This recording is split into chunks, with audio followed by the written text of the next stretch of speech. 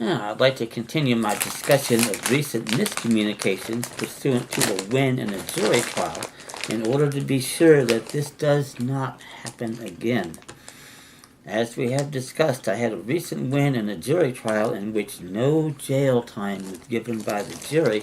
when the accused was facing and the dumbass wanted 6 months, and in a quote-unquote court which, if the facts are as reported,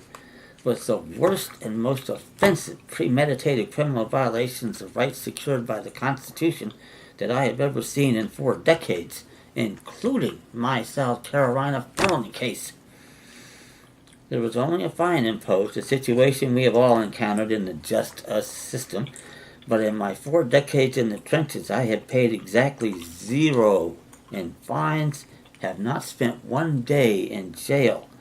for a violation of an allegedly applicable traffic law. You tell me who won. Indeed, I have found it very difficult to get into jail at all until the goons in South Carolina issued a felony fugitive no bail warrant in a jurisdiction in which I had never set foot. And pursuant to my policy, if I don't say it, if I can't prove it, new viewers can, free of charge on request, youwinincourt@gmail.com, get copies of my 2 key documents in this area, a demand to define dollar.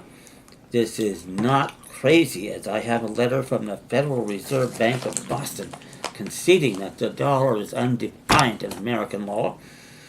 and my indemnify and hold harmless document, with me having used a more modest version when I went to the clerk of quote-unquote court and offered to pay the fine in silver coin, which was refused except at face value, with the clerk signing my accompanying notice of refusal of offer, of which I promptly sent a copy to the local dumbass, daring him to file charges against me for a willful failure to pay. 16 years later, I'm still waiting. With some serious study of the work in my constitutional defense document packets, you can emulate my example and make the bastards afraid of you, just as anyone whose seemingly principal goal is the overthrow of the Constitution and lawful government of the United States should be afraid. Please remember to like my videos and tell your friends.